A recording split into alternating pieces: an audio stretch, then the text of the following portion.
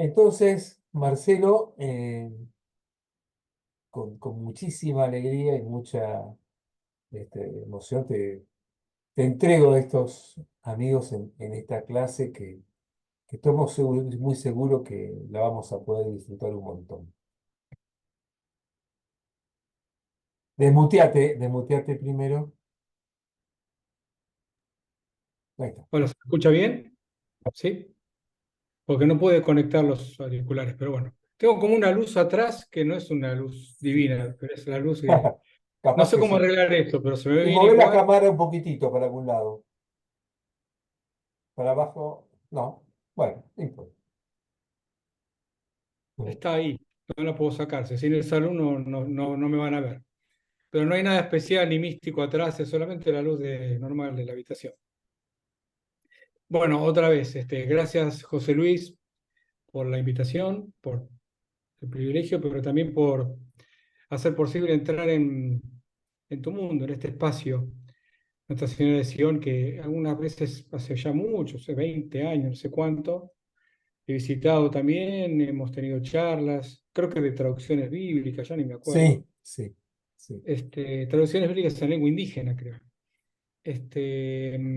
Así que bueno, José Luis, sos un amigo, sos un maestro para mí, así que es un privilegio estar contigo y el privilegio estar con todos ustedes, de tomar este tiempo en este espacio. Y bueno, la idea que me compartió José Luis es hablar del cristianismo, no haciendo las diferencias en lo que tiene que ver con las distintas confesiones, que nos llevaría muchos bloques. Tampoco hacer un análisis de la historia, que también nos llevaría muchos bloques, sino entiendo que un poco el desafío es hablar de los orígenes, digamos, comunes y de lo que significa el cristianismo como tal. Una pregunta antes, ¿los que están acá todos se reconocen cristianos o hay alguna diversidad religiosa?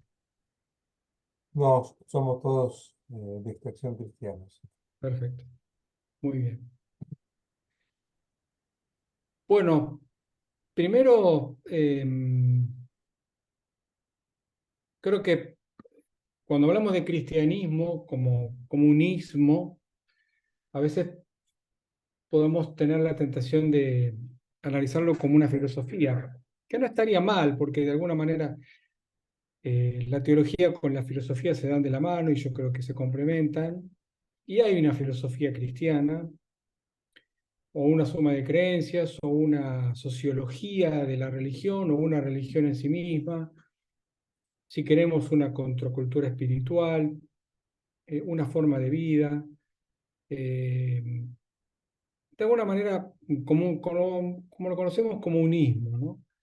Y yo la verdad que no me siento muy cómodo desde ahí, creo que la diferencia o lo que nos identifica a los cristianos es que estamos unidos alrededor de una persona, ¿no? No de una suma de creencias que también la tiene, como dije, o de filosofía, psicología, sociología, o cualquier ciencia, inclusive teología.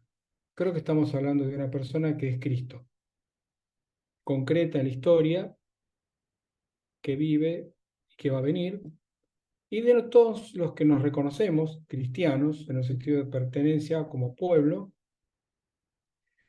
nos reconocemos como seguidores, o dicho en términos correctos, como discípulos de Jesús.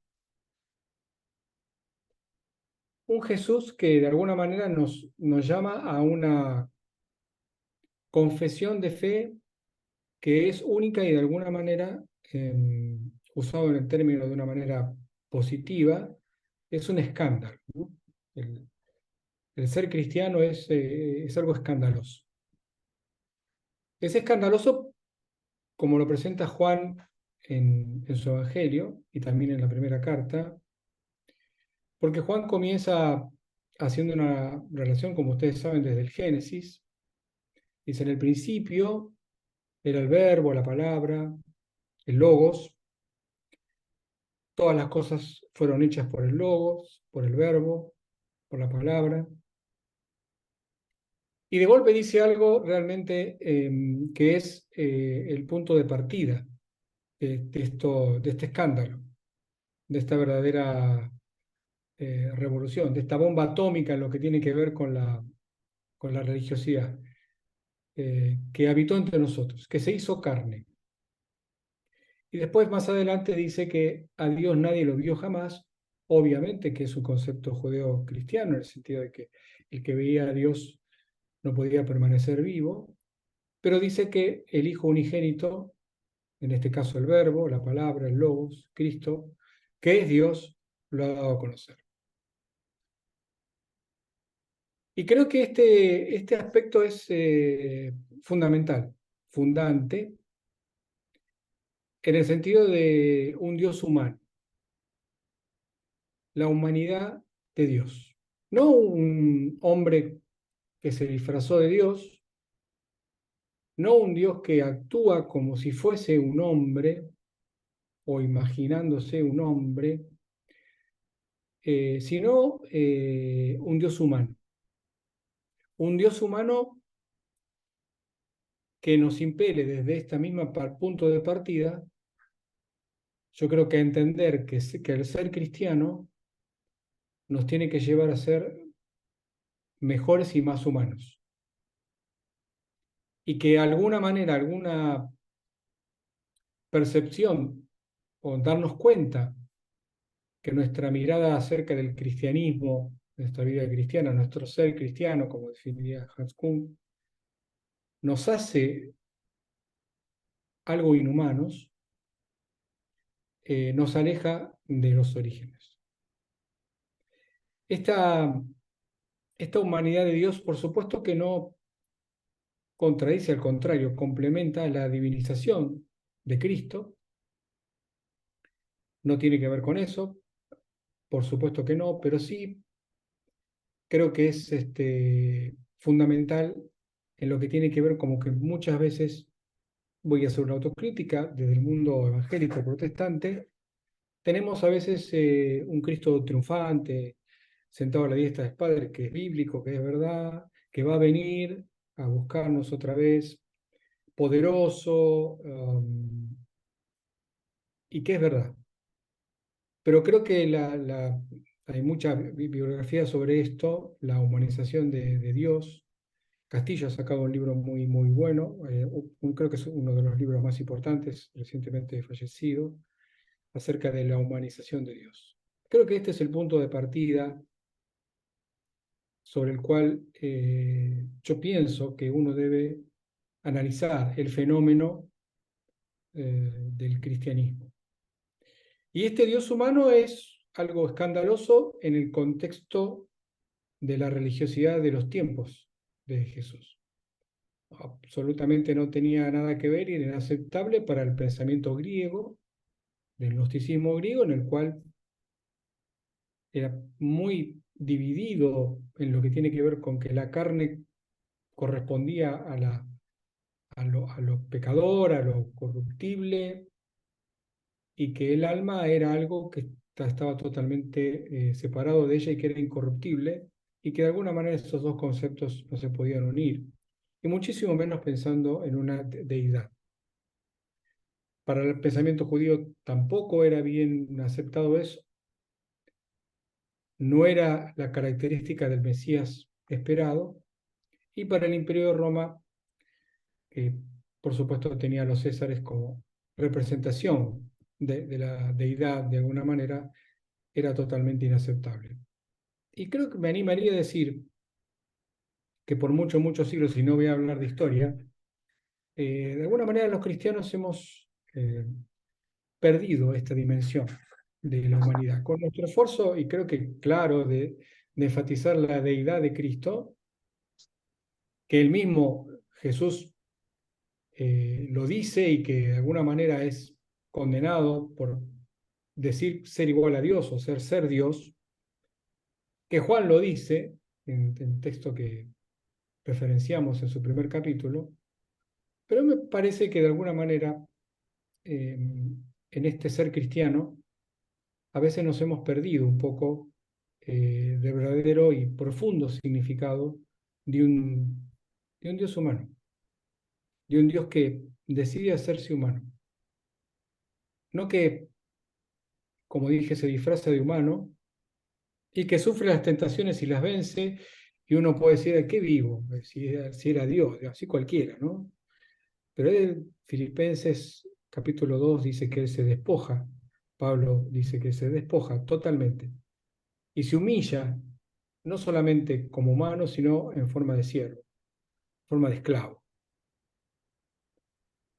Creo que el cristianismo debe partir de esa premisa, de ese escándalo. Y como el cristianismo es una fe donde se habla de una persona que se hizo humana, que es Dios, tuvo que haberse insertado en un momento de la historia y de la cultura. Y allí Lucas nos ayuda bastante en esto, en el capítulo 1 y el capítulo 2, porque dice que el nacimiento no da la fecha en el calendario cual nosotros tenemos, pero se dice que claramente, para ponerlo en la historia, que eran tiempos de Augusto César, y Cirenio era el gobernador de Siria, y que el nacimiento también coincide con un hecho político que no tiene implicancias simplemente de saber cuántas personas había, sino que tiene implicancias de tributo, que era el enfoque fundamental, de alguna manera, del Imperio de Roma, que es un censo en todo el imperio, y que ahí es donde conocemos la historia de que María, embarazada de Jesús, es llevada a Belén. Los hechos narrados acerca de la vida de Jesús, durante mucho, mucho tiempo, siguieron la suerte de su fundador, o sea, de Jesús, fueron orales. Pero también crearon un estilo literario diferente. El Evangelio, la noticia buena, como parte fundamental de los libros del Nuevo Testamento, que junto con el primero o Antiguo Testamento forma parte para nosotros, los cristianos y los que venimos de la fe judeo-cristiana o de la fe abrámica, de alguna manera, como veo que es el énfasis de este seminario, tenemos como inspirados. Inspiración que no es lo mismo que revelación. O sea, nosotros, cuando habrán escuchado, creo que ya lo hicieron, con nuestros hermanos musulmanes, hay un criterio, digamos, de revelación del Corán que poco tiene que ver de alguna manera con la inspiración cual nos acompaña para nosotros los evangelios, las cartas de Pablo y demás. Entendiendo que, dicho en palabras fáciles, ninguno de ellos tenía la más pálida idea de que estaba escribiendo palabra inspirada, pero después los padres de la iglesia y demás lo asimilaron como tal. Y lo tenemos nosotros hoy como un libro inspirado por Dios, por el Espíritu Santo. Decía que la difusión de los dichos y hechos de este Dios humano, de Cristo, sigue el estilo comunicacional de Jesús, que no escribió absolutamente nada, que enseñó, que fue un rabino itinerante, que no tenía una casa donde estar, que prácticamente no fue, no lo encontramos en los evangelios en algún templo, lo encontramos en Nazaret cuando comienza su ministerio, con tomando el texto de Isaías: el Espíritu del Señor está sobre mí para darle buenas nuevas a los pobres, libertar a los cautivos, vista a los ciegos y proclamar el año sabático del Señor. Discurso en su Nazaret, o homilía de alguna manera, que casi le cuesta la vida. Después, las veces que se acercó al templo, no fue para entrar, tuvo que estar peregrinando, que fue su decisión, y lo transformó en un maestro itinerante, en el cual una de las particularidades, que se rodeó de discípulos y discípulas, que después los nombró apóstoles, que él fue eligiendo, a diferencia de los rabinos de la época que elegían a su maestro donde aprender. Y esta oralidad de la transmisión de los hechos de Jesús es muy importante, teniendo en cuenta que seguramente las enseñanzas de Jesús, las parábolas tan gráficas, el sermón de la montaña o del monte o del llano, de acuerdo a que leamos en Mateo o en Lucas, sus enseñanzas acerca de sus disputas con los fariseos, con los saduceos, su testimonio de la Pascua, se repitieron tantas veces, y Jesús lo repitió tantas veces también, que fueron pasando de boca en boca, y así se transmitió. Tal es así que los primeros escritos, eh, luego canonizados, que nosotros tenemos, no fueron los evangelios, sino las cartas de Pablo, las cartas a las comunidades de Roma, Filipos, Colosas, Éfeso,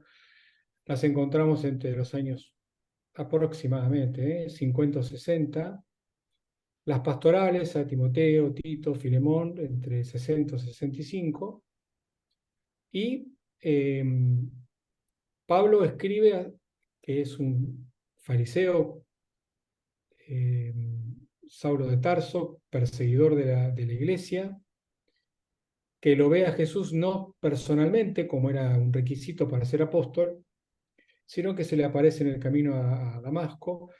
De alguna manera está influenciado claramente por eso, de alguna manera participa de la vida en comunidad junto con los apóstoles, pero no había hasta ese momento ningún escrito que compilara todo lo que se transmitía oralmente. Entonces los evangelios vienen a traer un resumen inspirado por Dios, que es lo que nosotros creemos, acerca de los dichos y hechos del fundador del cristianismo, que es Cristo. Y allí seguramente la oralidad transmitió una cantidad importante de sucesos, de hechos y de palabras, que seguramente fueron muchas más de las que están en los evangelios. Juan lo aclara cuando dice necesitaría, no alcanzarían todos los libros del mundo para escribir todo lo que hizo y dijo, pero sí trataron de compilar lo que para ellos era importante, conocer y fijar y transmitir. Y allí nos encontramos con los 4 evangelios muy conocidos, escritos los evangelios sinópticos, Mateo, Marcos y Lucas entre el 70 y el 80, y el evangelio de Juan ya anciano, un apóstol que no muere no es martirizado, y lo escribe alrededor del año 90 o 95, ya anciano, exiliado en la isla de Patmos. Con cada una de sus características, que es importante tenerla en cuenta cuando nosotros tratamos de acercarnos a quién era este ser humano, que es Dios mismo, y que nos vino a marcar la historia en dos, y a que no tengamos que imaginarnos cómo sería Dios si fuera un hombre, cómo sería Dios si estuviera entre nosotros, de qué manera, qué forma, qué palabras, qué pensamiento, cómo actuaría en situaciones similares, en un contexto complicado como el que tuvo, como que también tenemos ahora y hemos tenido en todos estos siglos. No nos da ese permiso de la imaginación, porque Él se hizo hombre, se hizo carne.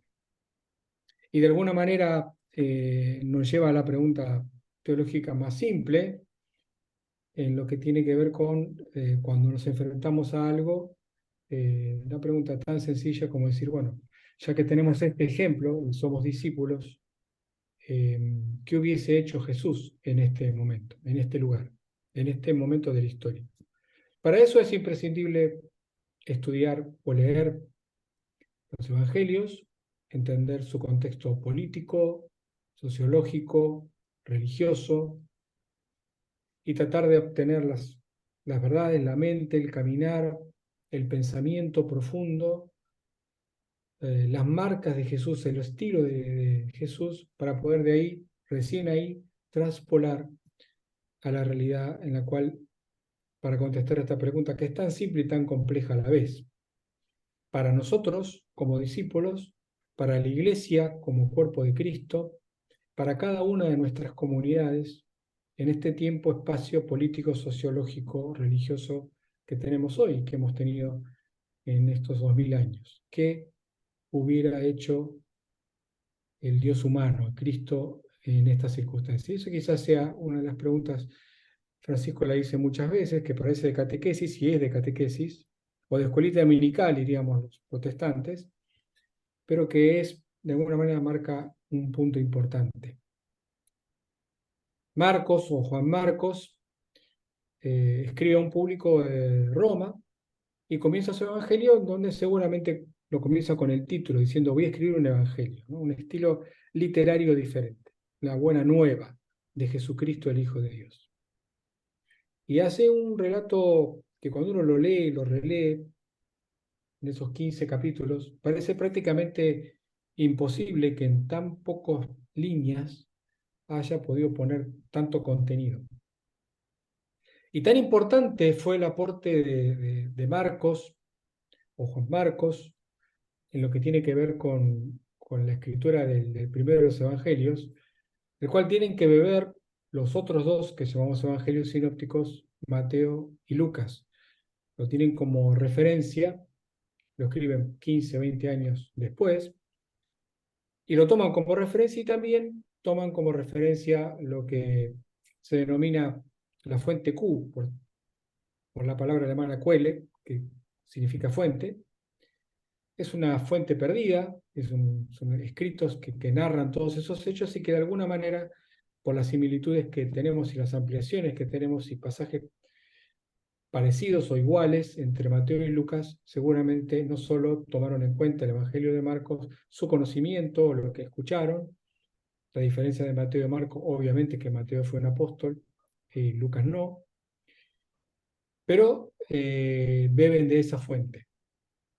Mateo, recaudador de impuestos, una persona absolutamente impresentable desde el punto de vista para los judíos, también para el Imperio de Roma, que era utilizado, no solamente porque generalmente los recaudadores de impuestos eran traidores, porque recaudaban impuestos para el imperio, sino porque también se quedaban con el Diego, ¿no? Con el 10%, o con el 15%, con el celular, como dicen ahora, y seguramente Mateo no era la excepción.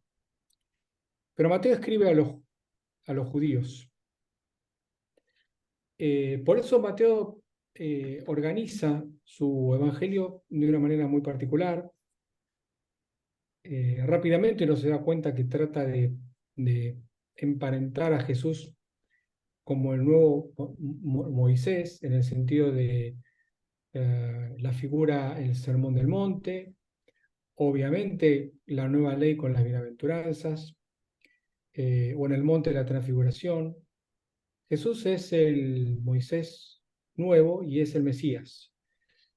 Y lo divide de una manera muy particular, en donde hace un resumen temático en lo que tiene que ver con las enseñanzas principalmente. 5 columnas, que son los 5 sermones, que son distribuidos en su escrito, y en el medio de los 5 sermones va agregando hechos, palabras, milagros, etcétera, parábolas, etcétera, etcétera. Los 5 sermones son todos muy conocidos: el sermón del monte, en este caso, la enseñanza a los apóstoles, el sermón de las 7 parábolas, el cuarto, la vida en comunidad, y el quinto, su sermón escatológico. Mateo concluye con la gran comisión: ir a todo el mundo y predicar este evangelio, y bautícenlos en el nombre del Padre, y del Hijo, y del Espíritu Santo. Un tema diferente es Lucas. Él comienza diciendo que, lo voy a leer, pero es muy conocido, pero es mejor leerlo referenciarlo. Dice, muchos han emprendido la tarea de escribir la historia de los hechos que Dios ha llevado a cabo entre nosotros, según lo transmitieron quienes desde el comienzo fueron testigos presenciales y después recibieron el encargo de anunciar el mensaje. Yo también, excelentísimo Teófilo, alguien que seguramente no existió, lo he investigado todo con cuidado desde el principio y me ha parecido conveniente escribirte estas cosas ordenadamente para que la conozcan bien la verdad de lo que te han enseñado. De manera que la intencionalidad de Lucas es alrededor de toda la documentación, de todos los dichos, de todo lo que se ha escrito, conocido, hablado. Él se va a tomar una tarea selectiva y le escribe a un supuesto destinatario llamado Teófilo, en el cual hace el esfuerzo de escribir las cosas de una forma ordenada, no siempre lo logra de alguna manera, en lo que tiene que ver con la cronología de la historia, pero tiene esa intención. Y es Lucas quien escribe en dos tomos, primer tomo su Evangelio, el segundo tomo es el libro de los Hechos de los Apóstoles, algunos los quieren llamar Hechos del Espíritu Santo, a mí me parece que está bien eso, que es su segundo tomo y con eso Lucas es quien más escribió en el Nuevo Testamento, mucho más que Pablo, en lo que tiene que ver con la cantidad de texto. Y finalmente, por este resumen de los evangelios, bueno, nos encontramos con el Evangelio de Juan, obviamente un apóstol principal. Jesús tenía los 12 apóstoles, que tiene que ver con la simbología de los 12, de la plenitud, de la universalidad de las 12 tribus de Israel, y eso nos hace tener una relación directa con toda la simbología de nuestros hermanos mayores, judíos, y, y ya anciano, decide escribir lo que él vio. Él formaba parte de la mesa chica, de alguna manera, o del círculo rojo, junto con Pedro y Santiago, en el cual participan de la transfiguración, de milagros especiales, y siempre estuvieron ellos tres juntos con Jesús, dándole una pertenencia un poco diferente a lo que tenía con los 12 apóstoles. Pero Juan decide armar de una manera muy interesante su evangelio para llegar a una conclusión, es como una tesis que él se plantea y que termina diciendo que, bueno, que no todos los símbolos, las señales, las he escrito para que sepan que Jesús es el Cristo y que en Él tenemos vida y vida eterna. Y entonces hay como dos partes que divide su evangelio. El primer tomo, del capítulo 1 hasta el capítulo 12, donde están los 7 símbolos o señales o milagros que tienen que ver con el vino en la boda de Caná, la curación del hijo del funcionario de Capernaum, tercero, la curación del inválido en el estanque de Betesda, cuarto, la alimentación de los 5.000, que dicho sea de paso es el único milagro que está en los 4 evangelios, quinto, cuando Jesús camina sobre el agua, sexto, el ciego de nacimiento, que tiene una relación directa con una de las altas fiestas judías, y séptimo, la resucitación de Lázaro, que de alguna manera, si se me permite, sin entrar en un concepto herético, me parece absolutamente incomprensible como un milagro que produjo un antes y un después en lo que tiene que ver con la vida de Jesús y aceleró los tiempos de su juicio que tuvo que ver con Lázaro, ¿no? Pero Juan lo menciona y hace todo un relato muy largo en el capítulo 11.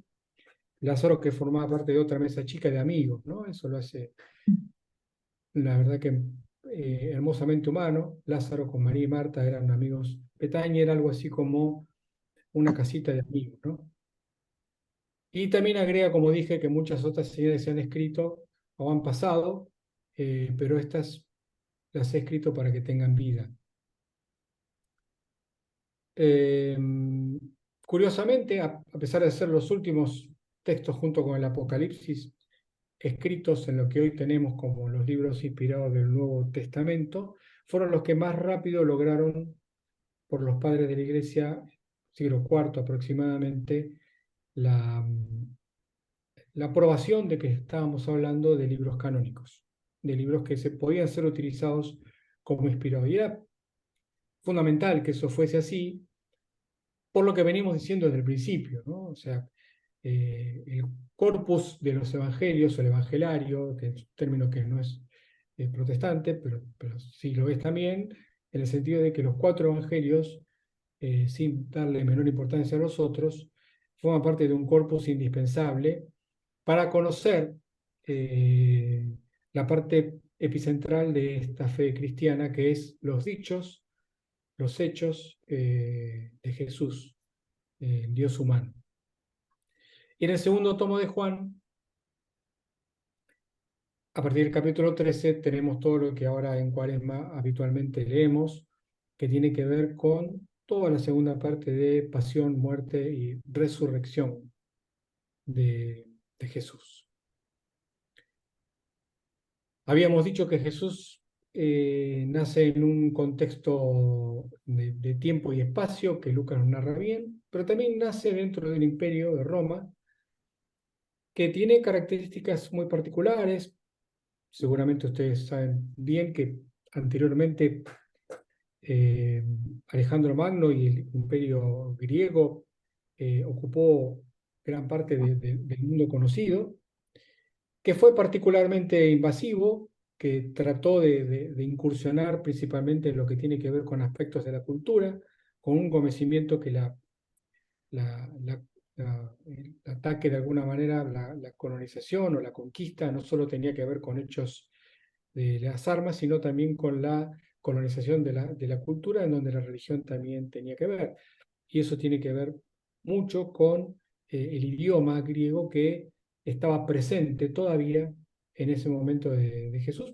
No solamente estaba presente, sino que al haberse perdido por la dispersión, los textos y principalmente la pureza del idioma judío, la Septuaginta, que era el primer testamento escrito en griego, o el texto alejandrino, formaba parte de lo que muchos tenían en ese momento como la Biblia. Y esto es lo que, cuando se cita el tema de las escrituras, se está hablando principalmente de eso. Pero esto tiene que ver con una conquista de pensamiento que también tenía que ver con la religión, esta intolerancia religiosa, que es de alguna manera con Antíoco Epífanes en la profanación del templo, en el cual de alguna manera cometen la atrocidad de sacrificar un cerdo en el lugar santísimo. Ahí aparecen los macabeos, estos libros eh, que forman un corpus también, que formaban parte de la Septuaginta, que hoy por hoy la Iglesia Católica los toma como canónicos, ortodoxa también, con algunos otros también, y en general la Iglesia evangélica o protestante eh, no los toma como canónicos, los toma como un sentido de deuterocanónicos, cosa que no obedece mucho a las raíces históricas, porque la Biblia más conocida en lengua hispana, que es la Reina Valera, en sus orígenes Casiodoro de Reina eh, había incluido eh, a, a esos libros. Pero no importa, eso es un tema de ciencias bíblicas que no viene a la cuestión.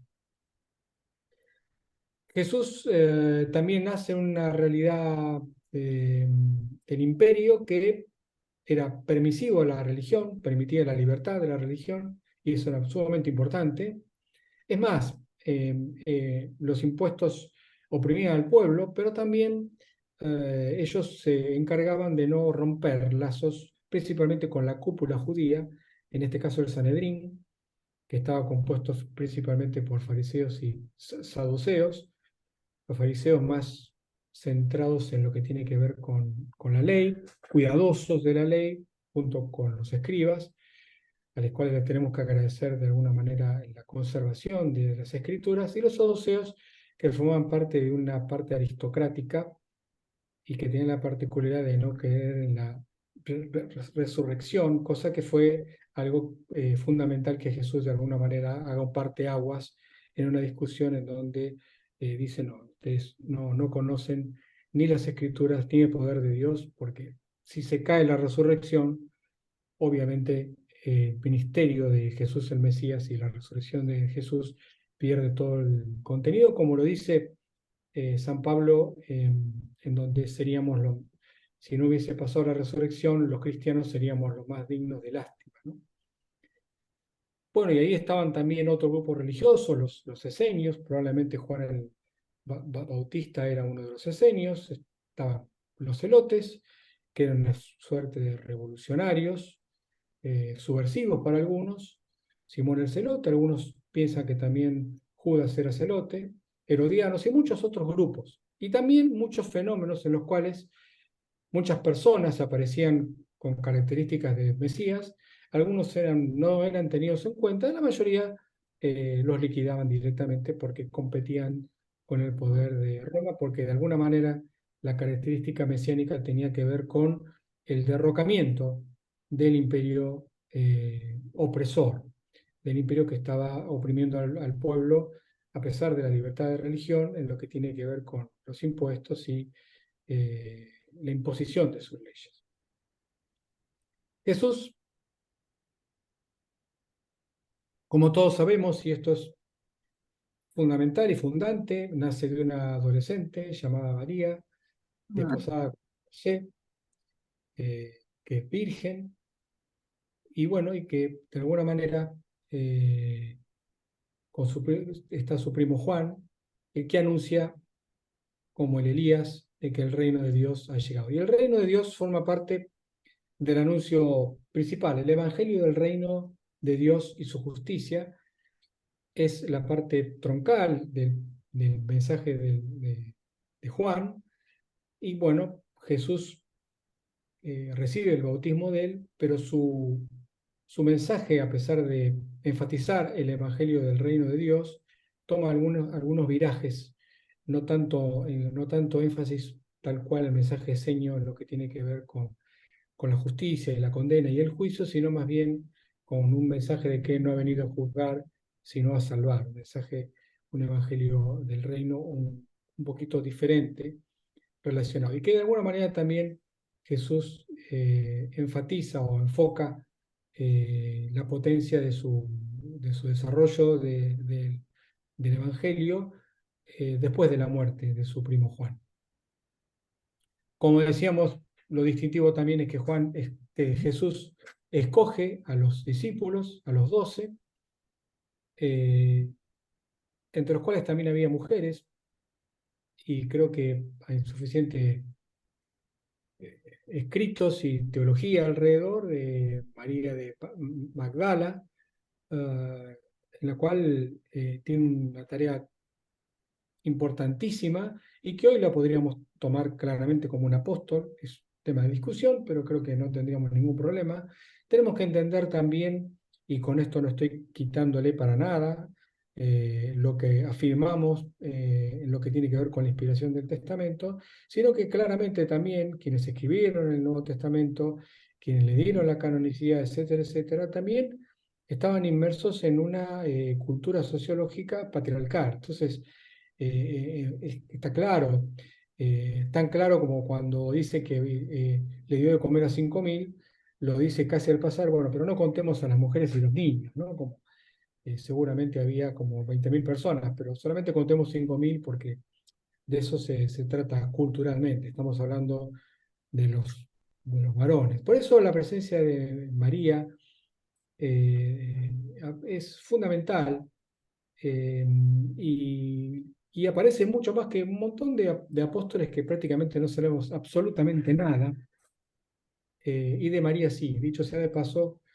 en este tiempo de Pascua, eh, María es la primera que anuncia la novedad más extraordinaria y fundante también de nuestra fe, la resurrección de Jesús, la tumba vacía, que va y le avisa a los apóstoles que estaban muertos de miedo, y ella es la que lleva la buena nueva. Y esto es fundamental y también es algo revolucionario y que marca, si lo marca hoy, con todo lo que los avances y todo lo que conocemos acerca de la inclusión, imaginémonos lo que significó en su momento, ¿no? La inclusión de las mujeres no solamente en tareas domésticas o en tareas de recaudar fondos para la causa, sino en estar con él. Seguramente alguien habrá tenido que preparar la mesa de la última Pascua y seguramente estaban allí las discípulas o apóstolas, como querramos, como nos sintamos cómodos llamar. Finalmente, y ya para no aburrirlo más con el tiempo, porque quiero dar lugar a intercambio, bueno, finalmente termina siendo muy, muy molesto, principalmente para el Sanedrín, y allí es permanentemente puesto a prueba, a engaño, los dichos de Jesús al lado del templo, en el cual dice que eh, figurativamente pueden destruir este templo y en 3 días se vuelve a hacer, refiriéndose a su propio cuerpo, es tomado literalmente por quienes lo acusan. La resucitación de Lázaro es absolutamente inaceptable y escandaloso, que no solamente deciden a partir de ahí matarlo a Jesús, sino también matarlo a Lázaro, ¿no? Eh, juntan, ayudados por la traición de Judas, una turba a la noche, le hacen un juicio, un falso proceso, sumarísimo, fuera de todo orden, con testigos falsos, y es por una turba que aparece seleccionado para ser crucificado, del cual el imperio ejecuta lo que aparentemente un grupo, una turba hizo, pero que están inflamados por todo lo que tiene que ver con el poder de la religión, en ese momento que era el Sanedrín. Eh, y bueno, y de alguna manera allí tenemos el, el comienzo de la fe, el Cristo que después asciende y se pone a la diestra del Padre, y desde allí eh, lanza lo que es el suceso para nosotros también fundamental en lo que tiene que ver con el ser cristiano. Cristo asciende a la diestra del Padre, resucitado, y envía el Espíritu Santo en Pentecostés. El suceso de Pentecostés, la variedad de lenguas en lo que tiene que ver con Pentecostés, que marca la universalidad que tiene que tener el ser discípulos de Cristo, es algo absolutamente fundante de la fe cristiana. Si no existiera Pentecostés, no existiría la iglesia y no formaríamos un cuerpo del cual somos nosotros, en el cual el discipulado no es meramente un hecho de relación cara a cara, sino que tiene que ver con una comunidad, con un pueblo. Pueblo que hace una relación también directa con nuestras raíces judías, en el cual todo lo que tiene que ver, y lo habrán visto, si no, no sé cuál es el cronograma, lo van a ver, en el cual cuando en el Éxodo y demás, todo el tratamiento del Señor con nuestros hermanos mayores lo hace en un sentido de pueblo, ¿eh? Y yo creo que esto también está sucediendo ahora. El nuevo pueblo es el pueblo cristiano que nace en Pentecostés, que está narrado también por Lucas en el libro de los Hechos, en el cual hay dos eventos fundamentales. Santiago muere en el martirio, es el primero, y ahí comienza un proceso dramático que es la persecución de, de todos los que formaban esta secta, y esta persecución también da lugar a la evangelización y de alguna manera también cumple el mandato de ser testigo de Judea, Samaria, Jerusalén, Judea, Samaria y hasta lo último de la tierra.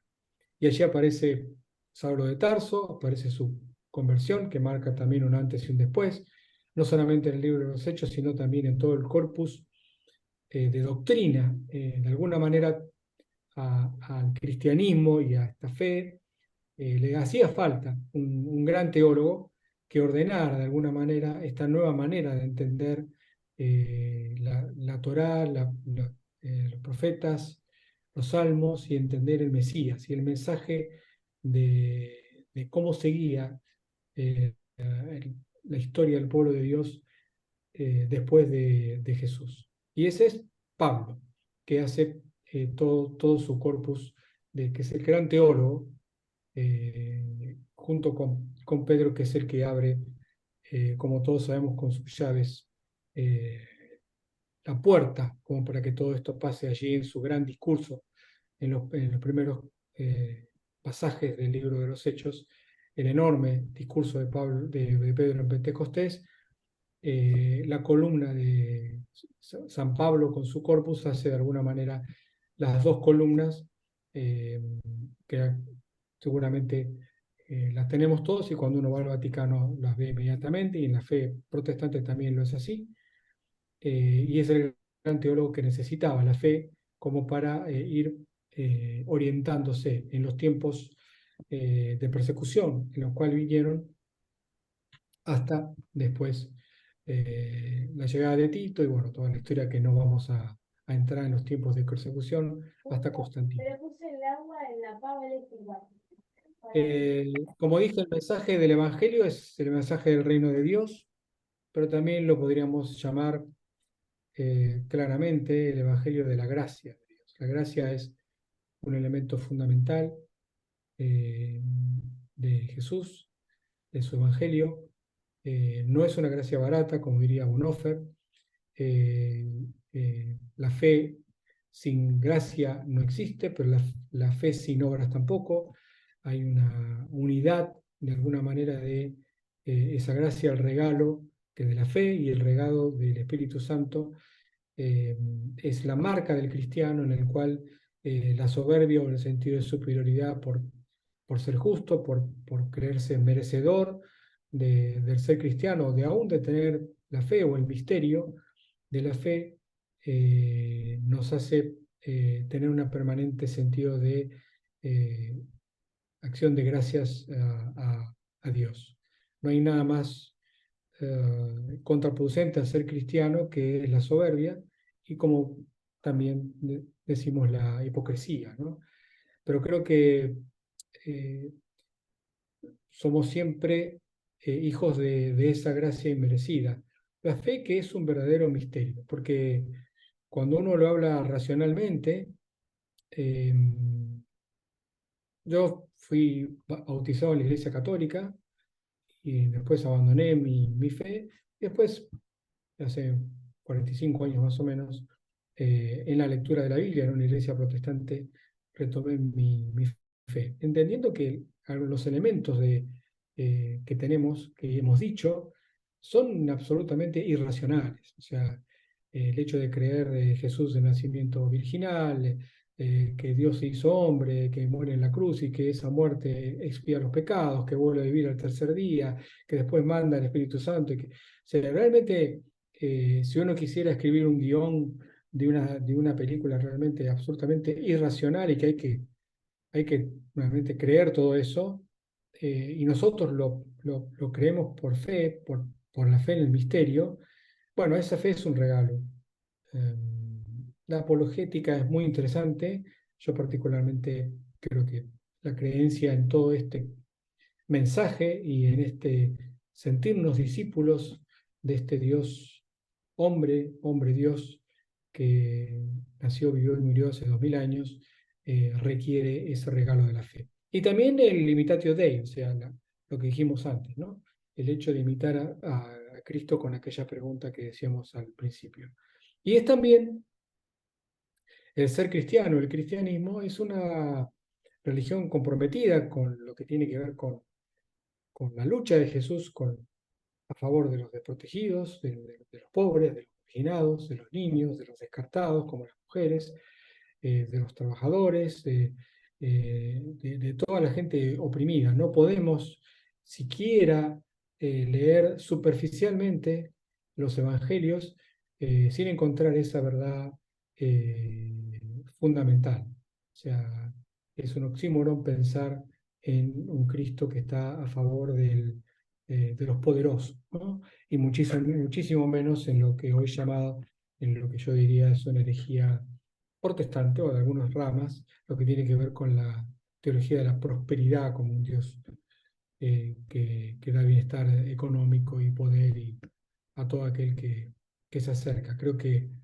nuestro compromiso del reino de Dios y su justicia tiene que ver precisamente con el anclaje de Cristo y su salvación integral, en la cual la fe y la justicia, la gracia te llevan de la mano.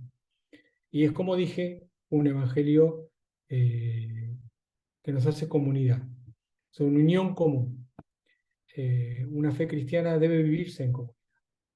Cada uno de nosotros puede tener una bella vida piadosa, de lectura bíblica, de oración, aún de familia, pero creo que la vida en comunidad es una de las marcas fundamentales de lo que tiene que ver con el sentirse cristiano. Somos un pueblo y el pueblo ejercita eh, algo que es fundante también, el Evangelio del amor. Sin el amor, como dice Pablo, no somos nada, aquel famoso capítulo 13, ¿no? Podemos tener toda la fe, podemos conocer todo, podemos hacer milagros, podemos hablar en lenguas, podemos hacer absolutamente todo, pero si no tenemos amor, eh, la verdad somos cualquier cosa, pero no somos cristianos. El amor es el vínculo perfecto y el amor es la llave hermenéutica en el cual nosotros nos encontramos. Y finalmente, hablando de llaves hermenéuticas, muchas veces los cristianos hemos buscado distintas llaves hermenéuticas para leer el Nuevo Testamento y el Antiguo, y a veces me gusta hacer autocrítica, ¿no? El mundo evangélico protestante, el literalismo nos ha hecho mucho daño en lo que tiene que ver con las Escrituras, y hemos creído muchas veces que la Santísima Trinidad era Padre, Hijo y Biblia, ¿no? Por eso aquel concepto de la Santa Biblia es un concepto ya que muchos lo sostienen, para mí es insostenible. Solo Dios es santo, la palabra de Dios es inspirada, pero no es santa. En el sentido de la Trinidad estoy hablando. Y también influenciados a leer, que no está mal, pero leemos los evangelios con los anteojos de San Pablo, ¿no? Eh, y yo creo que tenemos que leer los evangelios y las cartas de Pablo con los anteojos de Cristo. Yo creo que ahí esa llave de hermenéutica no nos va a defraudar. Como la esperanza, que es la fe, la esperanza y el amor, como las tres virtudes teologales fundamentales, como bien se define, es la que no defrauda. Esa es la esperanza que tenemos, la esperanza de un Cristo que va a venir nuevamente, que no sabemos cómo ni cuándo, ni siquiera él sabía, dice la verdad que me preguntan lo que yo no sé, no tengo idea, eso lo decide el Padre y cuando el Padre lo decida, vendré y allí estaremos todos. Y eso es lo grande de la esperanza, una esperanza una fe trascendente, que trasciende las esferas de los tiempos, de los espacios, de nuestra vida, de nuestras familias, de nuestros seres, y que nos lleva de la mano hacia hacia el infinito en lo que tiene que ver con la esperanza de vida eterna en este contexto en el cual Cristo va a ser por siempre nuestra guía, nuestro Señor y nuestra luz. Bueno, creo que llegué justo a la hora que me había pedido José Luis, entonces espero no haberlos aburrido. Eh, yo sé que son conceptos básicos, pero a veces la teología es un poco aburrida y viene bien. eh, Pensé hablar de los conceptos básicos de lo que significa ser cristiano. Gracias, Marcelo. La idea era justamente, por supuesto que no fue aburrido, era que se plantee los fundamentos del cristianismo y desde un cristiano, ¿no? No necesariamente de un católico, porque compartimos la fe, aunque hay diversidad de modos de vivir la fe. No estamos viendo el judaísmo la semana pasada, veremos el Islam la próxima semana y en este momento el cristianismo. Dejamos abierto entonces a que alguno de ustedes quiera preguntarle o comentar o quiera agregar o quiera opinar sobre esto con todos, no solamente con Marcelo, sino entre todos que podamos poner nuestras preguntas, nuestras opiniones, nuestros pareceres en común. A ver qué pasa por aquí. Miguel Ángel, te mando un agradecimiento, Marcelo. Miguel Ángel, sí, estás muteado. A ver, estás muteado. Buenas, buenas tardes, José Luis. Ahora Buenas tardes, sí, buenas Marcelo. tardes, Miguel Ángel. Cuando hablaba hace un rato de Lucas que escribía a Teófilo, en algún momento, no recuerdo bien si fue un sacerdote nuestro en la parroquia o alguno de los obispos que tuvimos alguna charla, eh, creo que decía que Teófilo como que se refería a todos los cristianos en general, ¿sí? Lo relacionaba con la palabra teo de teología, teo Dios y filos de hijos, ¿no? Hijos de Dios. Como que los escritos de Lucas estaban dirigidos más que nada a todos nosotros, a todos los cristianos. Eh, no sé si esto lo consideran de la misma manera o si está bien o no. ¿Cómo, cómo lo puede explicar? No, yo lo único que mencioné es que Teófilo, prácticamente todos los estudiosos consideran de que no es una persona de carne y hueso, sino que está hablando, como bien vos decís, a la generalidad. Algunos opinan de que el Evangelio de Lucas es, así como Marcos es a los romanos, Lucas al pensamiento griego, eh, pero que la figura de Teófilo, al igual que le escribe el segundo tomo, ¿no? Así como te expliqué en el primer tomo, Teófilo también le cuenta lo que pasó después. Puede ser una generalidad lo que tiene que ver con, como bien vos mencionás, y tiene que ver con la etimología, es correcto. Puede ser, algunos opinan, alguien que no nombra porque Lucas escribe en un momento de persecución. Me parece que las dos son buenas. eh, sí creo que prácticamente nadie considera de que es alguien de carne y hueso, cosa que pasa a ser eh, muchas veces un escritor escribe a un destinatario imaginario, ¿no? Y creo que Lucas utiliza esa herramienta muy poderosa, porque es como, él se está imaginando siempre y si alguna vez uno ha tratado de escribir algo, imaginarse alguien, tener la cara de alguien cuando escribe algo, o alguno de ustedes, quizá una catequesis, o tiene la cara de un chico, alguien, un adolescente, y le voy a hablar a él. Y creo que en esa figura que él construye en su mente está abarcando a- a todos. Y de hecho, hoy, no, como bien vos decís, nos habla a todos, ¿no? Muchas gracias, Marcelo. Gracias, Marcelo. ¿Alguien más que quiera hacer un aporte, un comentario, un agregado, una pregunta? Que nos vendría muy bien. Sí, Mónica, puede ser. Bueno, Mónica, sí tengo una pregunta. Y Sí. después Alejandro. No, a mí me quedé ya al final cuando vos dijiste que son hechos irracionales, ¿no es cierto? O sea, en el fondo no los podemos, la fe no la podemos explicar. Yo creo que la fe, yo no puedo decirle a alguien, tenés fe, yo creo en esto, o sea, y yo creo que para uno mismo, como vos decías, Marcelo, si te lo planteas, no tiene explicación, pero sin embargo yo creo, o al menos desde la experiencia personal, ¿qué es eso? ¿Qué es vida? ¿No es cierto? Yo creo que de alguna manera uno, al menos a mí me pasa, que uno lo vive, ¿no es cierto?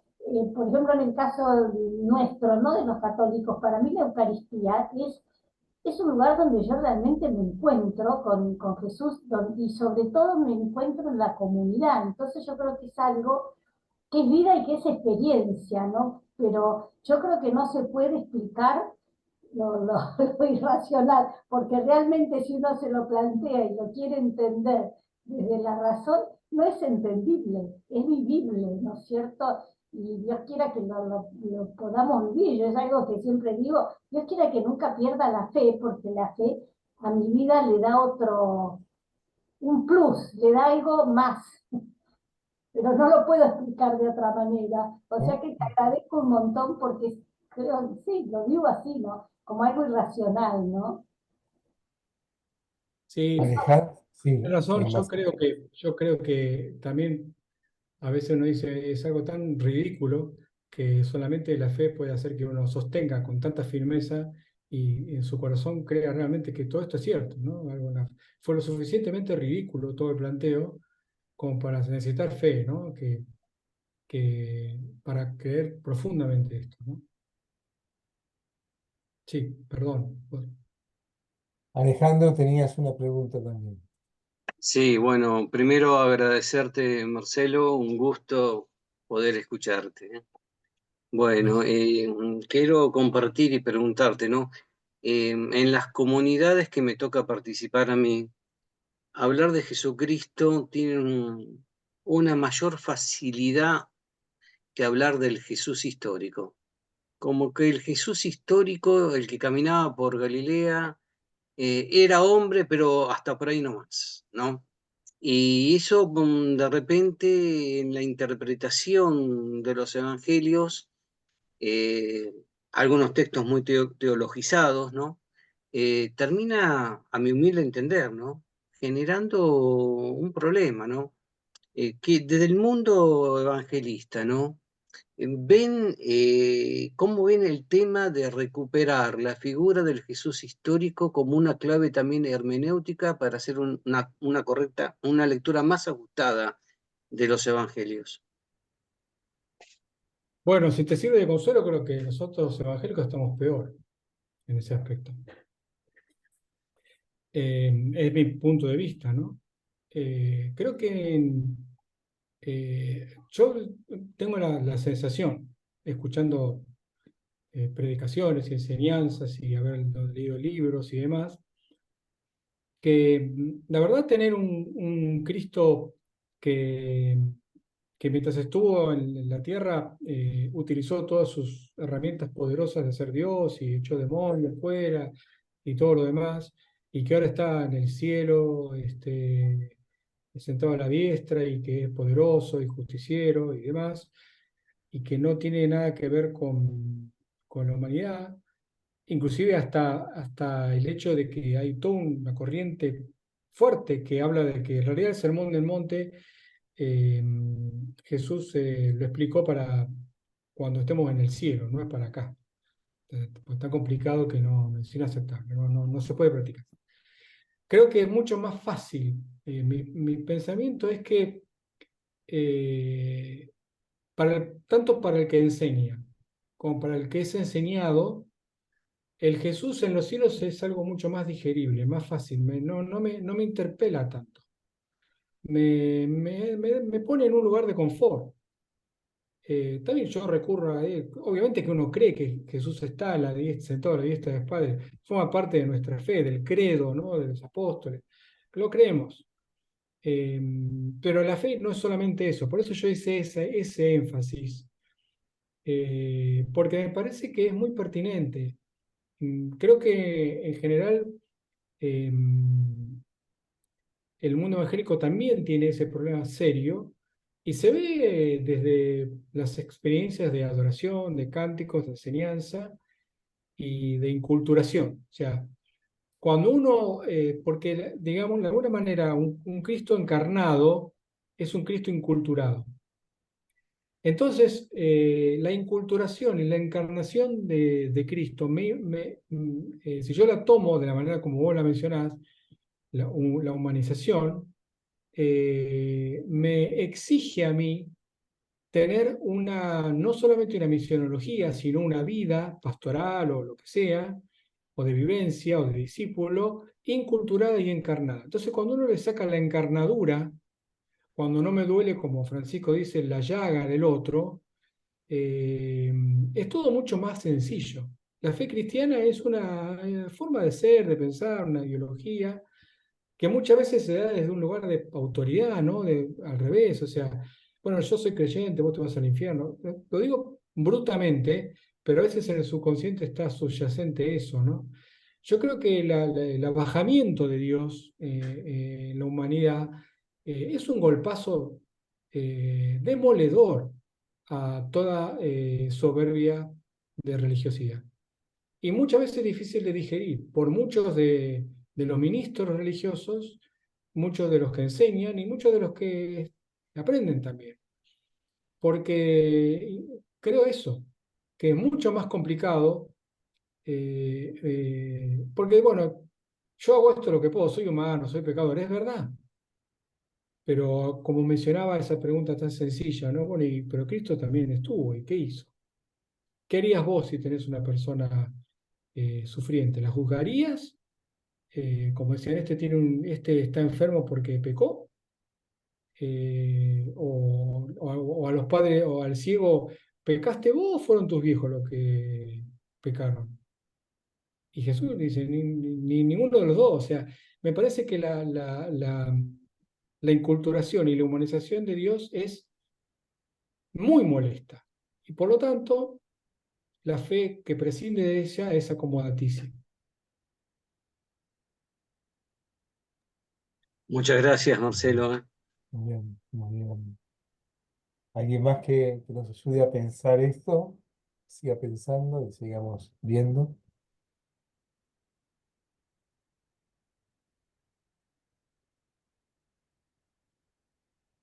No sé qué síntesis aquí podría hacer también de esto y que pueda ayudarnos a hacer como una síntesis que nos ayude a todos. ¡Qué silencio! ¿Qué pasó? ¿Qué pasó? ¿Qué pasó? Ujú. Es que es muy fuerte, José Luis, lo que estamos escuchando, ¿no? Va muy al carozo duro de nuestra fe, Sí. ¿no? Así que hace mucho a eso, me parece Por a mí, eso era ¿no? bueno, eso era bueno que Marcelo nos ayude. Estamos, vamos justamente al núcleo, ¿no? Por ahí un poquito, alguna vez nos despojamos de, de nuestras, a veces, tradiciones que podemos estar arrastrando, a veces como un peso y otras veces como un vestido. Pero bueno, para despojarnos un poco de esas vestiduras que tenemos después de tantos siglos, que está bien, está bien. Está bien tenerlas, está bien despojarse cada tanto de ellas. A ver, ¿y más que nos ayude?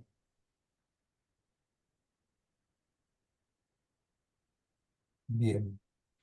Eh, Vamos hasta acá, entonces, si no avanzamos más, yo diría quedarnos con este espacio, agradeciendo a Marcelo, volviendo justamente entonces con esta idea de esta identidad con Cristo, de lo cual nos hablaba Marcelo, una invitación, una Qué tarde. identificación con Cristo. Y alegres, entonces ahí muy, muy contentos por haber participado de este momento que a muchos nos ha llevado a un silencio, ¿no? Lo cual es hermoso también eso, ¿no? Cuando las palabras llevan al silencio, parece que es hermoso, ¿no? Tantos ruidos, tantas voces y tantos gritos, que está lindo, ¿no? Marta dice muchas gracias, muy interesante, creemos, sentimos de manera semejante. María Natividad, muchas gracias Marcelo, muy clara tu presentación. Recordamos algunas cositas, ¿eh? Ahora voy a, ¿verdad?